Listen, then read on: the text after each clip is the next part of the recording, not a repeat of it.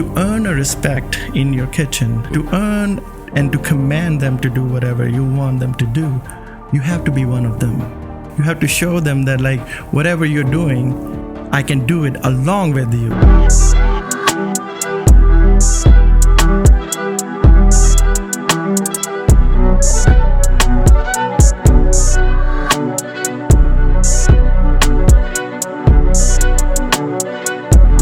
Hello everyone. If you're an entrepreneur, you are a restaurateur, and you even want to go to a business that you have built or you are going to build, you better listen to this podcast. And I tell you why, because I have my dear friend Bali Singh here, the man with many years of experience as an entrepreneur, businessman, restaurateur. He's here to explain all the challenges he faced and his journey, and how as an immigrant, he made it to the top of the list. Bali, welcome to the show. Thank you for having me. Man, I love what you have done and your history of restaurateur, being a business, how you made your business work. Because as, like me, you are an immigrant, you came here from India many, many years ago. True. And you started washing dishes and working so hard. All of the above. All of the above. Tell me a little bit about your journey from India to United States. Tough road. It's been a long road, I would say, and tough indeed, but it's eventful. Very lots of challenges and all that. Looking back now, it's like it's all worth it. Will I do it again? Would you do it again? We can circle back on that one. However, yeah, but you look back, right? It's been quite a long journey, and it's quite eventful. And I'm more like a spiritual, not like very religious and all that, but still, thanks.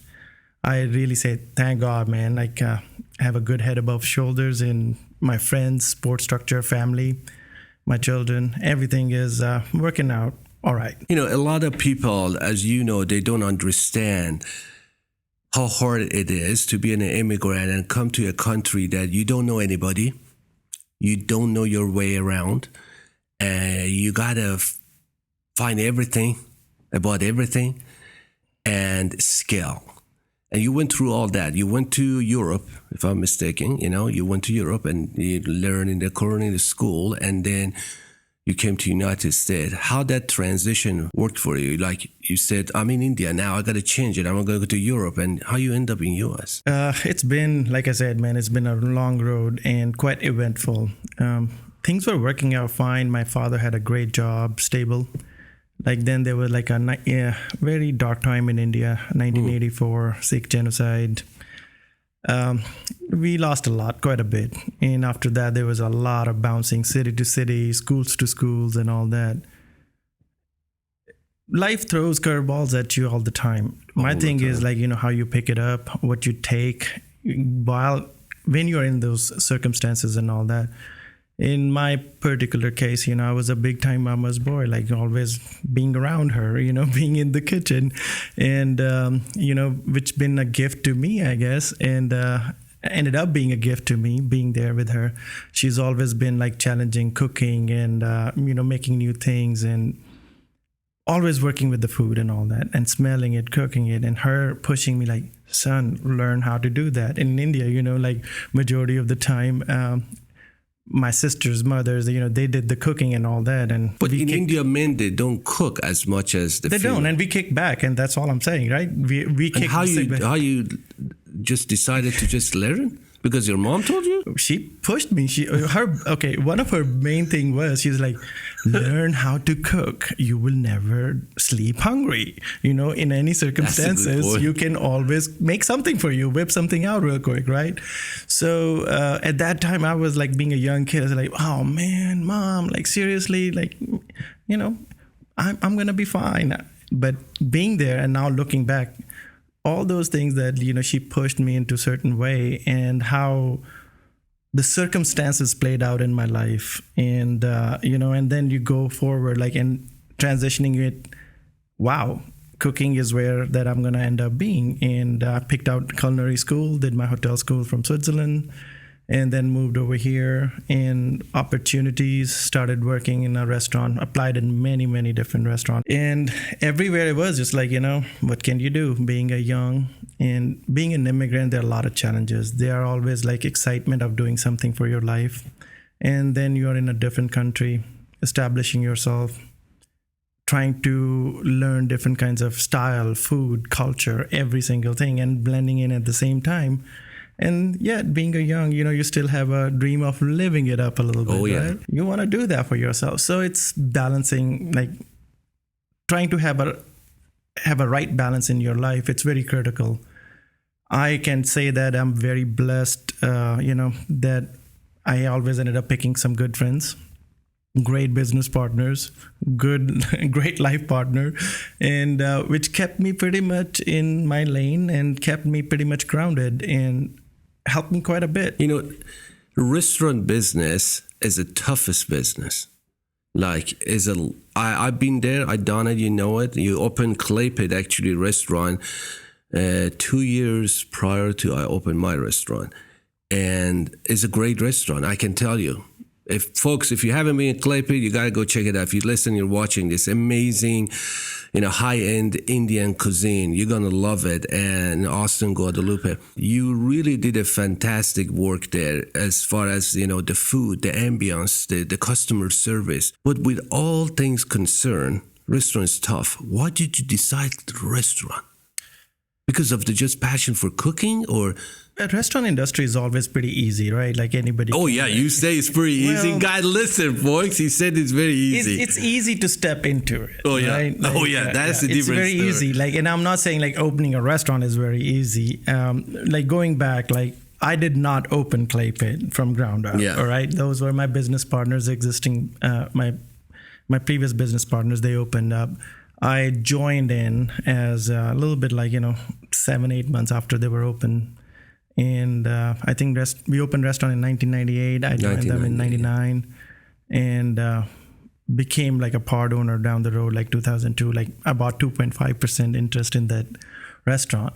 Well, transitioning into restaurant was just like finding a job. That if you don't have anything to do, you can always find somewhere you can start washing dishes. There's always a job open, right? Yeah. So that's how I transitioned into it. And also, getting sponsorships, if you want to be sponsored, there is a pathway. If you have a degree and all that, you can actually go through the restaurant. So that's how I ended up being in the restaurant industry. And I knew how to do it. Hotel school helped me out quite a bit. And getting a job, quick money was pretty good. You can pick up catering gigs here and there. You can be a server at the same time, and you can be a chef at that time. If you want to, sacrifice your personal time, there is ways to make quick money in restaurant. But once you get into it, that's a different story, Absolutely. Now, if you are ambitious, I just didn't want to be just the cook. That was not my plan. I didn't want to be just a chef. That was not my plan. I didn't want to be just a head chef. That was not my plan.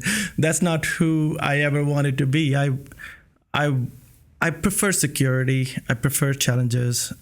And I prefer, working a little bit more, being ambitious. Once I achieve one target, I need to set my another goal. If not, I just get very restless within my position and all that. I'm always trying to achieve for more. What is next? What next you want to do in your life? And restaurant actually helped me with that. You start off as a dishwasher. You see other people cutting meat and something. Oh, I can cut faster than that. I can cut more leaner than that. But paying attention to the details, right? What other person is doing and what you can do better. How you can get better, get ahead of it. To me, always cost cutting, savings, how you can, use this stuff with something else and create something new, and having least of wastage available. And that was always worked in very favor to me when I was there, playing with the spices. I knew Indian food. You love that, I know. I love and knew Indian food. I wanted to see how making a steak was very difficult for me to understand, because majority of Indian food is vegetables and curries and lamb and chicken and goat, lots of goat. You had partners, as you said, and then you went through that transition as, start working there, being a partner, building a business with them, and you transition to actually working majority of time in Clay Pit and the sister company, which is your part, stakeholder of Tarka as well. But restaurant, most of the people that they want to go to the restaurant, this is what they think. I'm looking for the good chef and a good manager. I'm going to put the money and I want to open a restaurant. Is that correct? That is not a correct way. Guys, listen up. I want you to listen up carefully. It's very easy to put your money in there, right? Like for me, it's always the confidence comes from the cooking, because I knew back of the house. I knew how to, invent, innovate, like keep on trying new recipes and coming up with all new stuff and how to keep like a customer clientele exciting in that area. Innovating, finding, and keep doing and pushing forward is very important. It's a lot easier to have a lot of money and say like, I want to put that money in there and if your chef leaves, God forbid what you gonna do? Emergency happens or something like that. Are you ready to roll your sleeves and get back into the kitchen? Are you ready to wash the dishes? Washing dishes is like a metaphor we use, right? Yep. It's just somebody know what to do, but it's the easiest one to do. Yeah. Difficult, but easy one to roll up. But you want to be able to hold the front. You want to be able to hold the line. And along with that, you want to also be able to lead your staff, your team. You want to be able to give confidence to them like, hey guys, it's okay. If one hurdle is in the way, we got it. We got you covered. That makes a lot difference. Throwing money in there for me, initially, I spent a whole lot of time in the kitchen because I wanted to learn every single part of the restaurant, like in the kitchen, every single part. I wanted to know how to handle the grill part of it. Physically working every single station gave me so much confidence to be able to do that. Now, when you go and tell somebody, like if you put in the money and you go to the kitchen and say like, hey, I want this recipe to be changed. To what? There are a lot of questions. To your flavors, to your liking, and then kitchen responding to that fairly quick enough. They'll be like, no, this is how it's been made. To earn a respect in your kitchen, to earn and to command them to do whatever you want them to do, you have to be one of them. You have to show your burns. You have to show your scars. You have to show them that like whatever you're doing, I can do it along with you. If you need help, don't worry. Don't try to teach them like I can do better than you.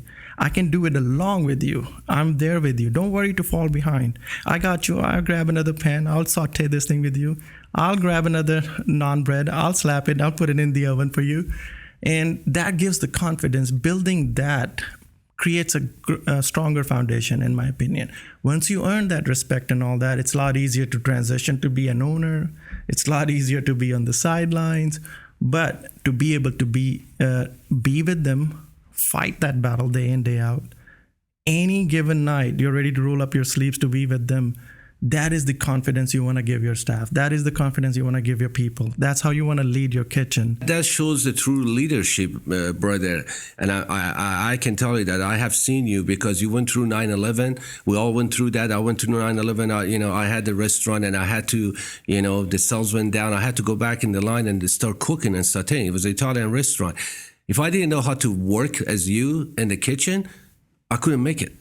It was very hard. I couldn't earn that respect. Hey, Jacob, I can work along the side with you and I can help you to saute the shrimp, put the pasta, get done exactly like you. But most of the people, they think that restaurant is just a fancy thing. Like, it's not really, because it destroys life. It's not. It's identifying your strengths. You have to be true to yourself. In my opinion, you have to identify your strengths and your shortcomings at the same time. And don't get bogged down like, oh, I can do this, I can do that. Focus on what you can do and build your team around it, your shortcomings. Like to me, I really appreciate that I have a very good partnership with my partners. That's so important. That is very critical, even though we had sit down and discussed before taking over Clay Pit completely and bringing our own, our management team and all that. And my partners helped me spread my wings. They were my confidence. And we sat down and talked about it. Like, this is my strengths are. And they were like, Bali, we can't be there with you, but however, we can completely relieve you from these aspects of it, like bookkeeping, accounting, or finding out sourcing out like how the funds are, how much funds are available to invest, how much we can invest in the infrastructure and all that. So they gave me a lot of freedom to spread my wings, to be able to experiment things, to do what I love doing. And I really want to give a shout out to them. Thank you for being my partners. That's so important. Because that's very critical, right? Like shortcomings, those are my shortcomings. I don't want to spend, you have to identify your time in a restaurant, how much time you spend in a kitchen, how much you want to spend in the office, how much you really want to be at the expo line and all that. Expo line is my thing. It's, you've been in the restaurant, that's the heartbeat. Like you can gauge the entire pulse of the whole restaurant. Oh yeah. Like what's going on where, you can control so many. So it's allocating yourself, it's freeing yourself. That is same with the partnership. They allowed me time where we discuss.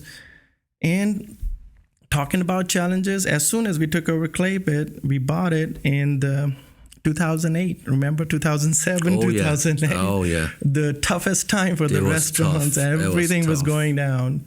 And we had to sit down, get back on a table, and talk about it like who we are. For Clay Pit, we always knew, Indian restaurants are always considered mom and pop, kind of strip mall, buffet, one spice level all the way.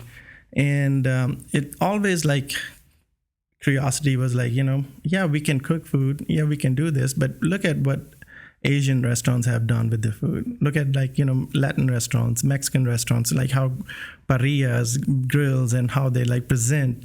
So being able to set up our recipes in a way where people can, come and order mild, medium, hot, give them a choice and options, because food is savory and then spicy, in my opinion. Normally, it's known like Indian food. If you talk to anybody, it's spicy, right? But those are the changes that we discussed, implemented, slow down the pace of the restaurant, even it is slower, but focus on more quality of the food. Focus on well-being of our people who are working with us. Employee retention was very critical. And those all challenges kept us afloat. Really float. And then 9/11, yes, that was a tough one. COVID was really threw a curveball on all of us. Did COVID made you stronger? Now looking back, when COVID was there, oh no, I don't know.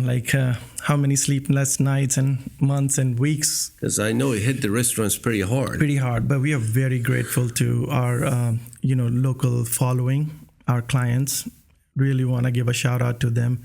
They stood out and made sure they made to-goes from us and available, keeping us afloat. And again, going back to the partnership, my partner came up with a very good idea, maybe perhaps creating neighborhood Facebook pages where we can take the food and drop it off. That was a pretty big one for us too. And so taking a break, taking a step back, finding out what you can do. And if you have an ability to face the challenge, restaurant it's full of surprises for you, because every day it can throw a curveball at you. But it's all about learning, in my opinion. Lots of people that are in business, and especially these big entrepreneurs, they're all saying, if you graduate from the restaurant business successfully, you can do any business. And I think they were right, because the operation, partnership, and customer service, and having an internal force, external force, those are important. One of the things you just mentioned about the partnership, how you guys solve disagreements. Because most of the restaurants or any business, any kind, they shattered because I'm right, you are right, I can't make this. I'm sure sometimes you were not happy with the decision, but you went along with it. And how you guys manage that is so important. It is, and it makes and breaks partnerships too. Oh yeah, it always, and it makes and breaks restaurants. In my opinion, partnerships are very critical. And picking a right partnership is very important. And it's like a marriage. It's a little bit more than marriage. It can, it is like a marriage. They both can be destructive, I guess. Well, it is picking out the right partner, and then again, like I said, identifying your issues, your shortcomings and your strengths, and discussing it out. And accepting it. Yeah, accepting it and putting it on a table.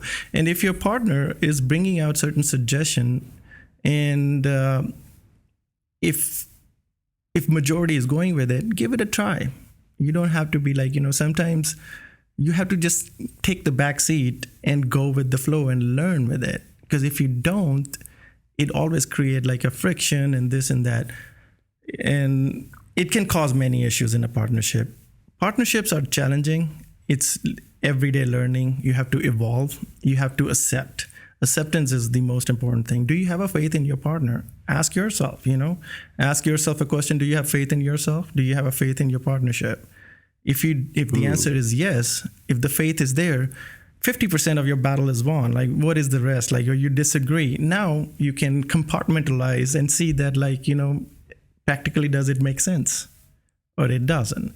If practically it makes sense, and put it forward, test it out, move on. But do not resent. If it fails, do not bring that thing up, brush it under the rug. Just say, like, it was just test and error and move on. Because that will actually damage the partnership. That will definitely, if to any human being, right? Like, we're all human beings, and we all like to be credited for the good things that we have done. And if things that we have missed here and there, we're not fond of listening that over and over. Especially for you, because I know you very well. You're a critical thinker. Your mind is like an analytical, like, you make very calculated decisions. You have to. Yeah, you do that. You really study things before you make a decision or pull the trigger.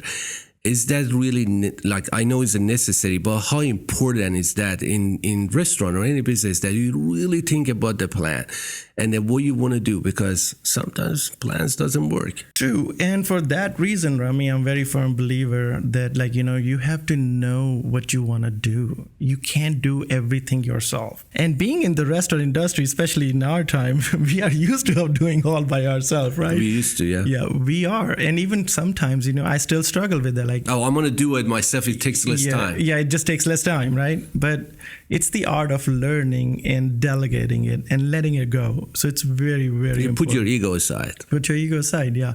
First thing is, like, you have to believe you cannot do everything by yourself. Okay, a restaurant is not one man job. It takes a whole village. It takes everyone. And remember, your speed is your speed, and you cannot expect everyone to walk up to your speed.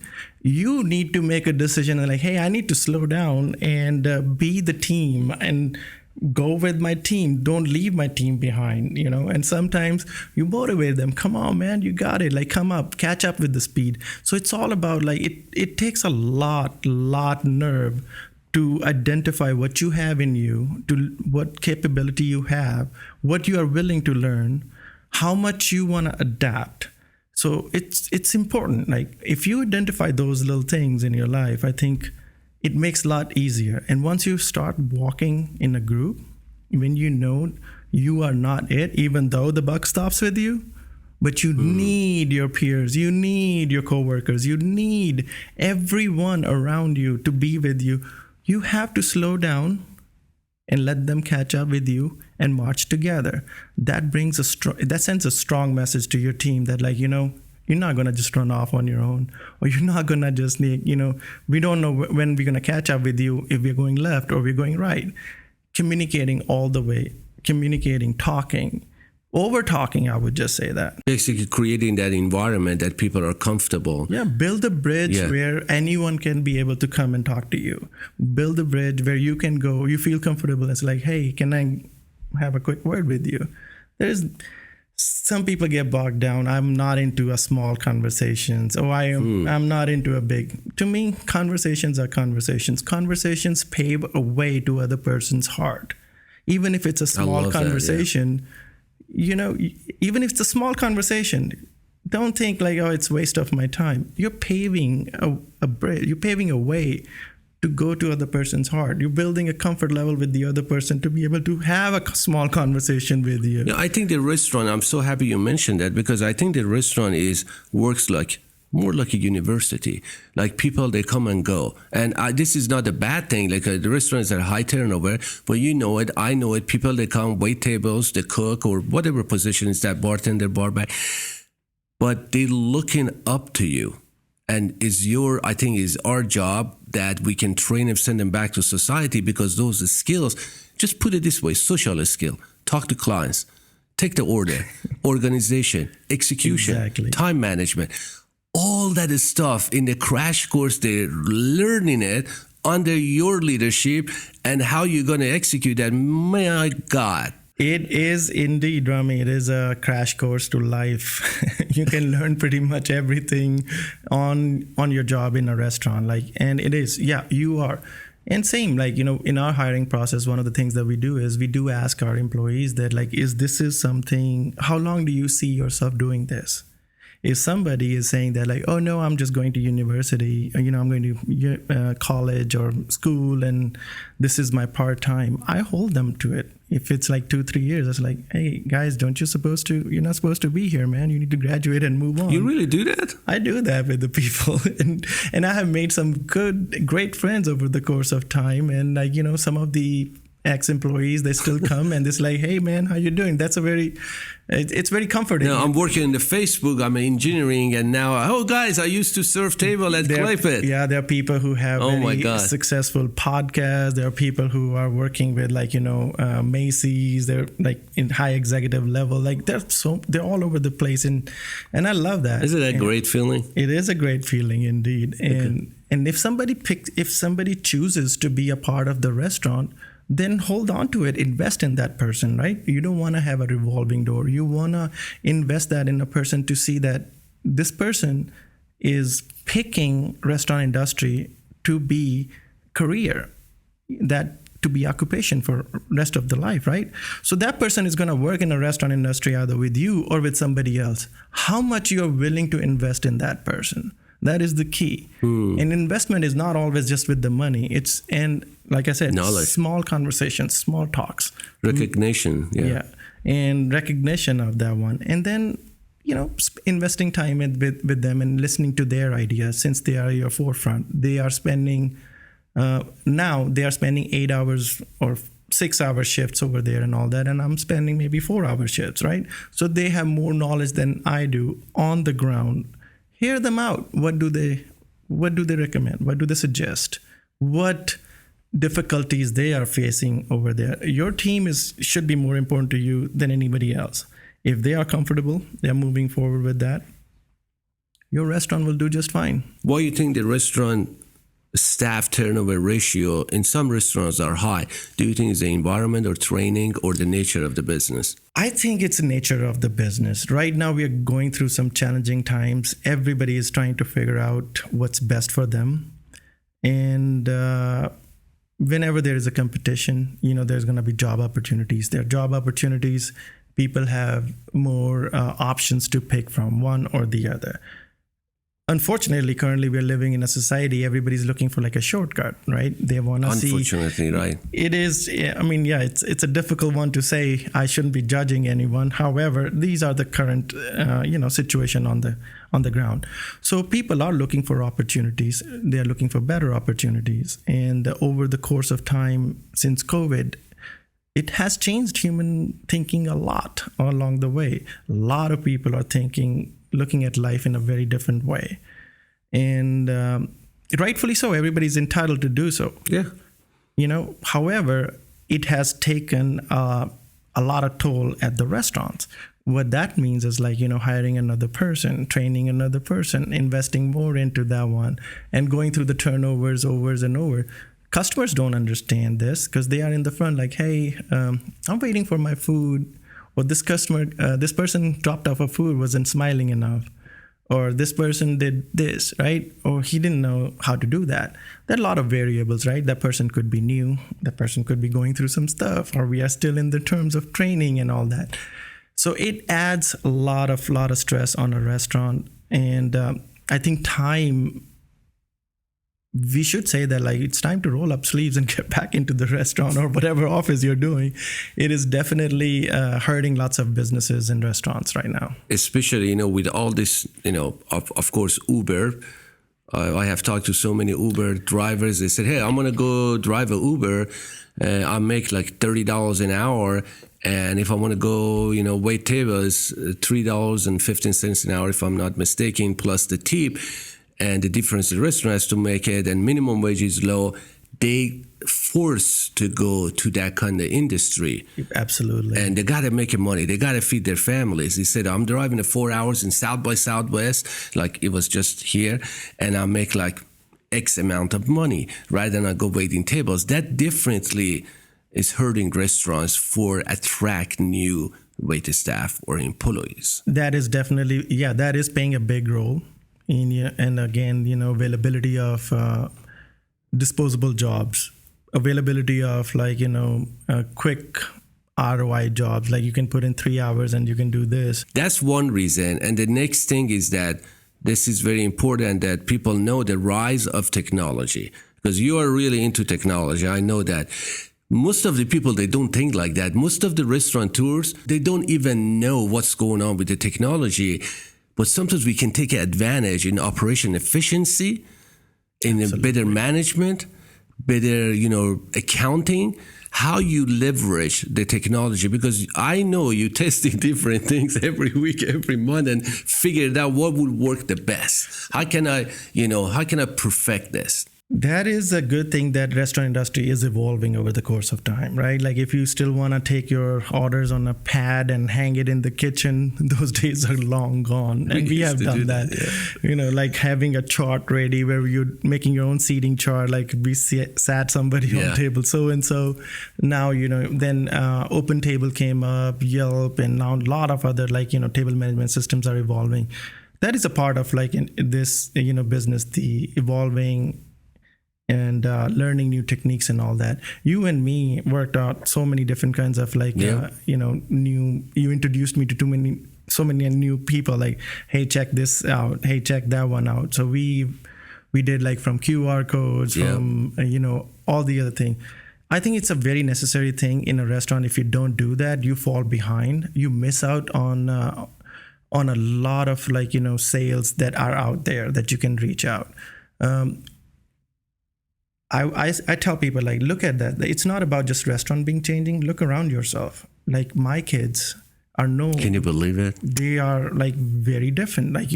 They find their information from the different resources. Back in the days, Austin Chronicle was a very good way. You remember that? We would get every Thursday.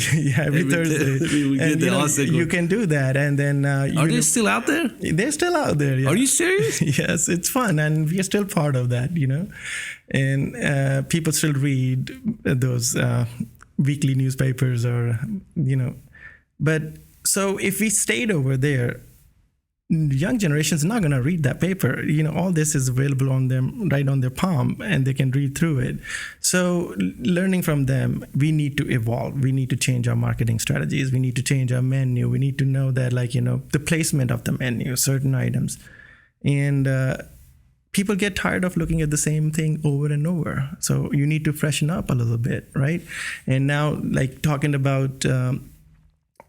turnovers in a restaurant or employee retention, if we still keep on doing the old ways, these new generation that now working for us, they are so fast. They are very interactive. They like to touch things, move things and all that. iPads and all those, gadgets come pretty handy. Now, on the other side, before we invested more time in training and all that, now these kids, they are super fast to adapt and learn these things.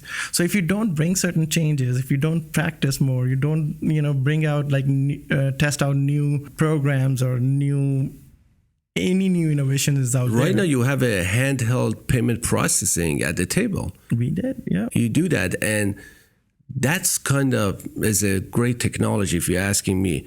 Security. It's made a life a lot easier. Yeah, customer confidence, and that the card is not going to get abused.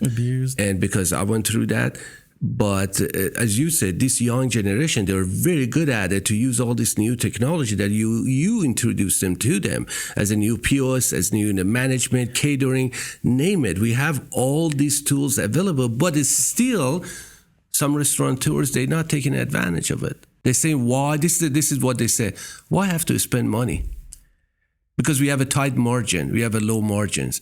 How they can manage that? Like you said, marketing. You do marketing. I know you do. We do marketing, yeah. You do different, actually creative keep marketing. changing it, like not just stick to the one type of the marketing. You have to figure out, identify different marketing tools, different areas.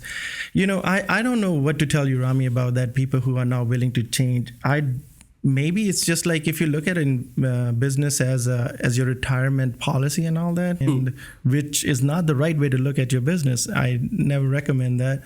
That could be that you're penny pinching and trying to save every single money going out of the restaurant. Don't look at your restaurant as your business. Look at your restaurant as an opportunity, business opportunity. Like you are making money, and make your retirement policy elsewhere. Think about the other one. If you treat your business as a business and don't fall in love with it, treat it with the numbers and all that, and you will see sometimes you have to invest money in order to grow.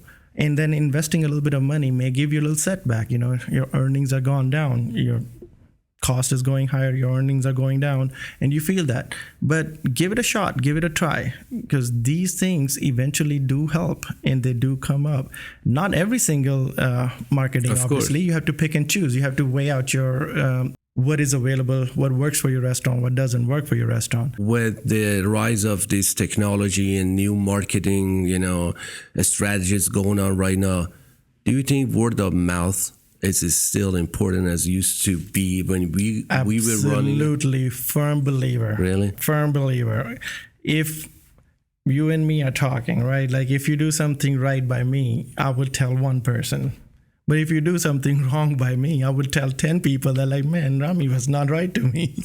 Basically, we go back to the thing, taking care of the customers. Taking care of the I know at the Clay Pit, you are very, very good at taking care of the clients and the customer. I have seen it, my friend, events. I got married there, for God's sake. I love the thank you.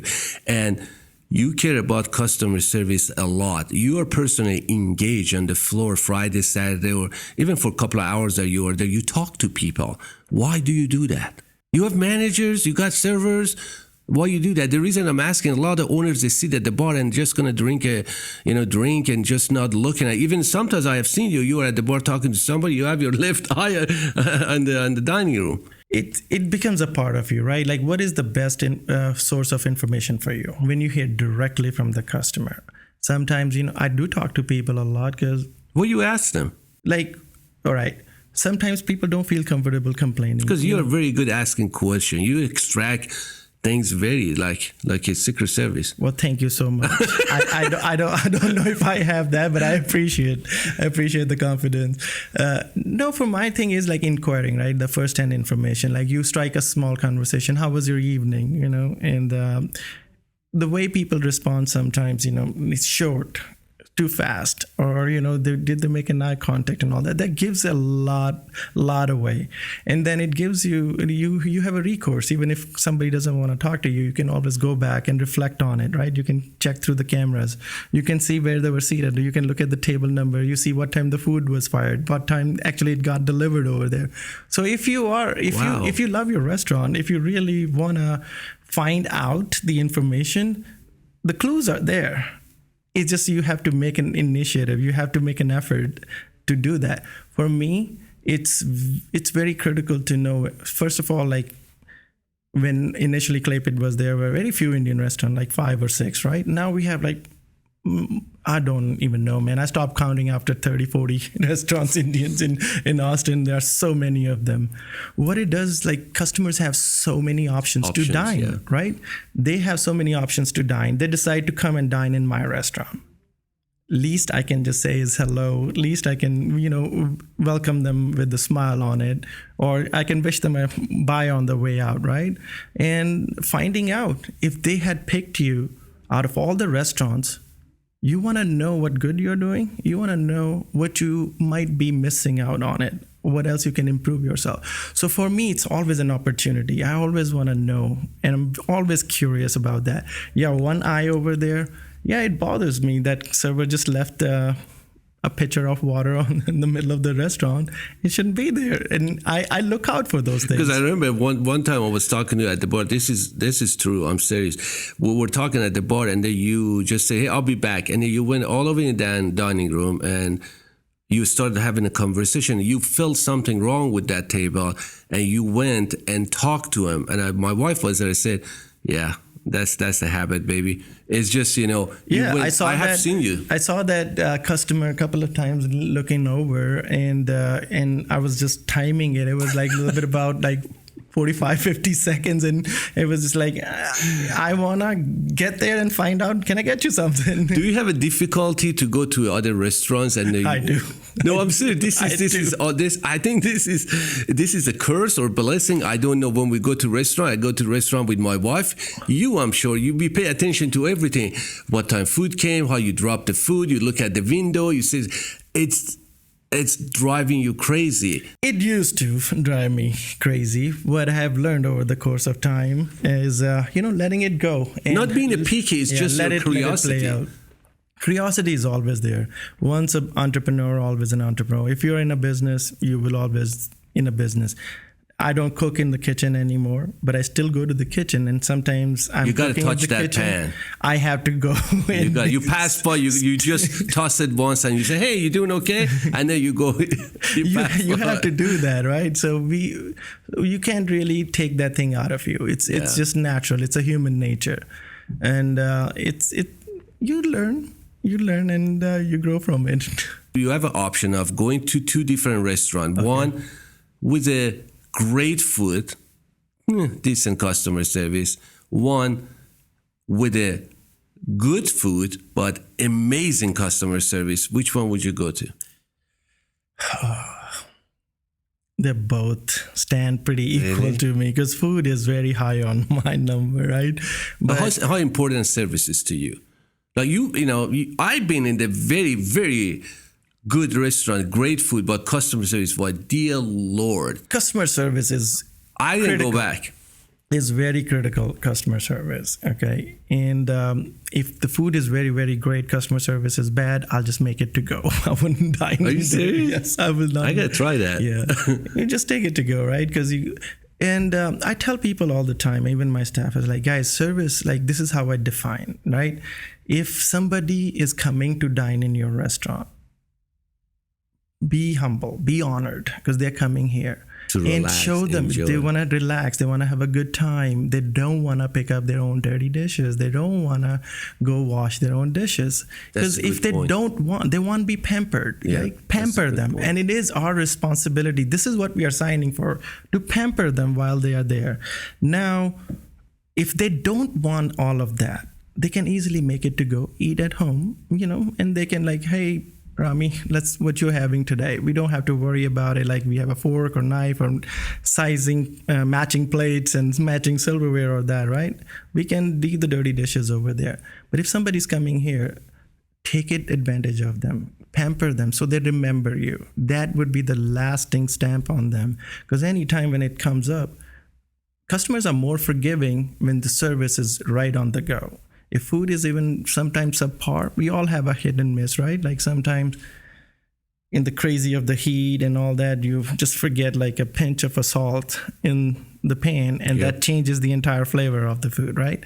So people are more forgiving, and they feel comfortable. If service is great, they feel that comfort level to tell you like, my tandoori chicken is not quite same as it was last time.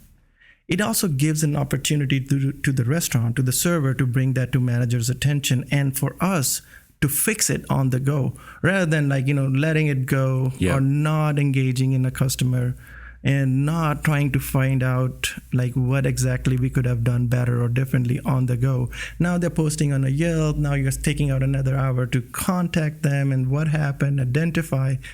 There's a lot goes for the service at the premises, at your restaurant. Solve it before it gets out. Solve it before you even get there. So if it does require attention, like, why I'm looking at what's going on over there.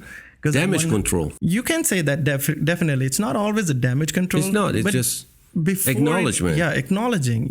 Acknowledgement goes a long way. So good service is critical for everyone. Anybody walks in here, they deserve a good customer service. Now, how sometimes, we are all entitled. we are come in a good mood, bad mood. I remember I had a client in the restaurant, and I went to talk to him. They had some, food challenges, and I asked them that. After I talked to him, I asked him, "How many stars am I going to get?" And she said, "Before 2, now you came to the table, you're going to get 5." It make a huge difference when you even go talk to him and actually admit, okay, that was wrong. Let me fix it for you. Yeah. Table touches, right? Table touch. That's what we're talking That's about. what like even table touches. But table touches, or aces in places. That we learn so much from restaurant. Two bite check. What? 2 bite check. That term hasn't been used in a while, but Really? 2 bite check. And in our employee training manuals, I remember my business partner wrote down, and he was very, very much on it, like 2 bite check. Like, give customers 2 bite before you go and check on them. Because first bite is like, second bite is you want to know, like, okay, the flavors are okay. Because 2 bite check is a good time when you can ask if that food is like to the spice level and all that. If it's not, you can take it back and fix it right away. Based on my experience, brother, I'm going to tell you something. I don't know what is your exit strategy, how long you're going to be in restaurant, but I can guarantee it. I promise you, anywhere you go, you're going to have this mentality of the restaurateur, and you will be successful. And I'll tell you why. Because the restaurant, it works by division. It's the same as anything else. Customer service, division, numbers, and think on your feet. Problem solving. That's what I'm saying. Since I kind of switched from the restaurant to this technology world and running an agency, I still run it like that. Table touch, follow up with the clients. Yeah. It's just the same. We can't get rid of it. It's in our blood. I don't know what it is. You go through it and it's going to stay with you. Yeah, working in a restaurant industry definitely give you that, like, different perspective. Like, it changes you, how you look at life and how you look at the problems. And you are, instead of becoming a problem, you become a problem solver. The sooner you become problem solver, things starting to get easy. And if you take the same motto in your life, I think it can only help you to be better in life. You can only help you to make a better decisions in your life. And I see it being beneficial down the road. But restaurant industry is a passion. I don't know how soon I can just say I will be done and all that, because it's a passion. It's a passion. And you are very passionate for what you do. And, I can see it in your eyes, and you're still going to keep going. I know that. You're still going to keep going and do what you love. But do you have any advice for the people that they really want to get into the restaurant, be a restaurateur? For example, I have a great concept. I want to go find a chef. Or I have a great concept. I'm a chef, and I can do that. You have seen that. I'm a chef. I'm looking for the investor to come and open my restaurant. Any advice for these people? Because you've done it all. See, yes, I have done it all, been a part of it. I've been an employee, been an investor, been an investor. So in many different ways I do. I think every situation is very unique, and it offers a very different kind of challenges to it. And I go back to it like, acknowledging your strengths and your shortcomings. If you are forming a team where your strengths and other person's strengths are matching your shortcomings and all that, if you are forming a team, there's no stoppage to that, right? Like there's no need to stop. Don't think twice, move forward. But before, like if you just have money, you want to put I want to open up a restaurant and all that. If you have a disposable income, find good chefs. There are plenty of good chefs out there who are looking to be better. It is more investing in a person, I think, is critical for me than investing in the concept itself. Investing in a person is what you will be dealing day in, day out. If you are making money, you're dealing with that person. If you are not making money, you're dealing with that individual. So it's very critical. Invest in a person. See, actually, you have that chemistry together. You see yourself together for 5 to 10 years through highs and lows, through making money and barely breaking even, and or thinking about maybe I need to, how many months I have before I can close my doors. So it's very critical. So I don't tell people do this way or that way. I tell them like invest in people. Don't invest in your partner. Invest in what you're doing for so many years, day in, day out. Can you look yourself in the mirror? Can you actually do that? Just like a lot of people think, right? When we get married, like, oh, I'm going to be with this one person for the rest of my life. Can I do this day in, day out? And have a same faith. Once you're in it, you're in it. If there's anything goes wrong, it's all of yours fault, not one person's. If anything goes right, it's all of you. All of you. Not just yours. You know, you say that's so easy, but a lot of people, they can't do it. They cannot do it. They cannot say it. They cannot admit it. I have seen it because, as I said again, the ego is going to kick in. And it's a part of nature. It's a human nature. I'm not going to say it doesn't happen in our partnership. It does. But how wise you are, how personally you take it. In the end, it's a business and numbers are everything, right? We're all in for the same goal. We all want to make money. We all want to be successful. We all want to make changes in the things that we believe in. You know, we all want to do that. So if we all have a same objective, we may have a different pathways to go get it. Perhaps let's see, like, you know, which is the middle road to go about it. Yeah. And this is my last question for you. Why Clip It? Why people should go to Clip It? Give it to me, brother. Why makes Clip It different? We are a very small establishment, right? Like we have 3 partners. We run it all together. Indian food always been considered as like, you know, there's a certain kind of like a taboo, like it's seen in a certain way. Oh, the food is hot, it's spicy, it's not healthy, it's greasy, you know, that kind of stuff.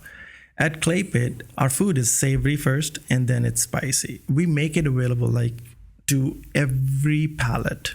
If you like spices, explosion of spices and different flavors in your mouth, but yet you cannot tolerate the heat, we can make a lot of our dishes, like, you know, from mild to medium to hot to desi hot. We call it hallucination hot.